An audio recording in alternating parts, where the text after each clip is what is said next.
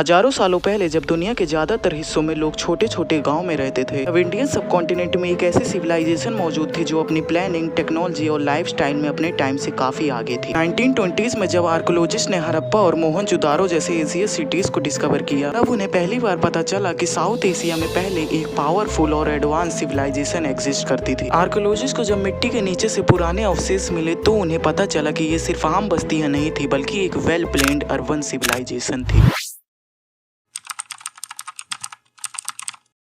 आज से लगभग 5000 साल पहले इंडियन सब कॉन्टिनेंट के नॉर्थ वेस्टर्न रीजन में एक बहुत ही एडवांस सिविलाइजेशन डेवलप हो रही थी, जिसे आज हम इंडस वैली सिविलाइजेशन के नाम से जानते हैं। ये सिविलाइजेशन मेनली इंडस रिवर और उसके आसपास के एरियाज में फैली हुई थी। आज के पाकिस्तान और नॉर्थ वेस्ट इंडिया के कई हिस्सों में इसके शहर मिले हैं। आर्कोलॉजिस्ट के हिसाब से ये सिविलाइजेशन लगभग 3300 BCE के आसपास स्टार्ट हुई और 2600 BCE तक आते आते अपने पीक पर पहुंच गई। 90s के वक्त जब हिस्टोरियन का फोकस मेनली इजिप्ट और मेसोपोटामिया जैसे सिविलाइजेशन पर था, तब इंडस वैली की डिस्कवरी ने हिस्ट्री की अंडरस्टैंडिंग को कम्प्लीटली चेंज कर दिया। आज इंडस वैली सिविलाइजेशन को दुनिया की सबसे बड़ी और सबसे well planned ancient urban civilisation में से एक माना जाता है, लेकिन आज तक इसका कंप्लीट स्टोरी और इसका सडन डिक्लाइन हिस्टोरियन के लिए एक बड़ा पजल बना हुआ है। तो आइए आज हम चलते हैं इंडस वैली सिविलाइजेशन की ओर।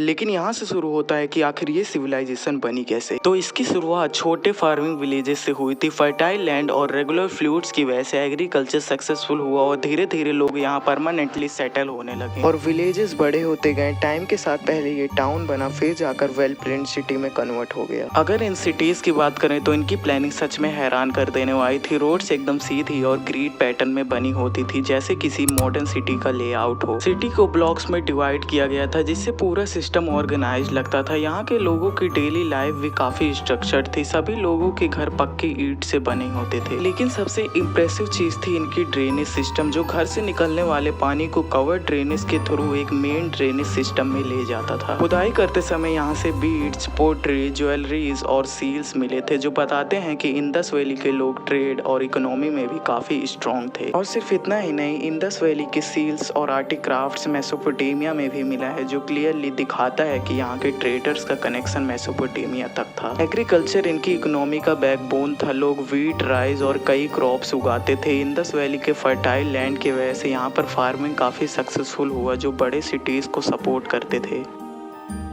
धीरे धीरे टाइम के साथ इंडस वैली की सिटीज में चेंजेस दिखने लगे। कुछ जगहों पर कंस्ट्रक्शन कम हो गए और बड़े शहर छोटी सेटलमेंट में बढ़ने लगे और लोग धीरे धीरे अर्बन सेंटर्स को छोड़कर दूसरी जगहों की तरफ मूव करने लगे। कुछ रीजन्स में पानी की कमी, कहीं रिवर्स का फ्लो चेंज होना और कहीं एनवायरमेंटल चेंजेस, ये सब फैक्टर्स इस सिविलाइजेशन को धीरे धीरे वीक करते गए। और फिर एक वक्त ऐसा आया जब ये सिविलाइजेशन ऑलमोस्ट खत्म हो गया।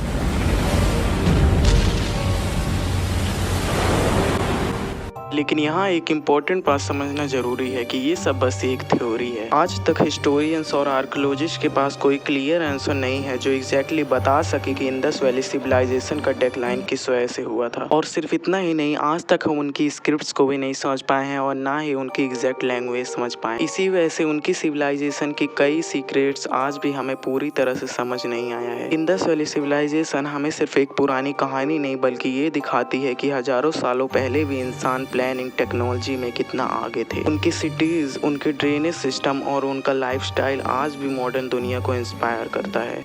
अगर आपको ये वीडियो पसंद आया तो लाइक करके चैनल को सब्सक्राइब जरूर करना।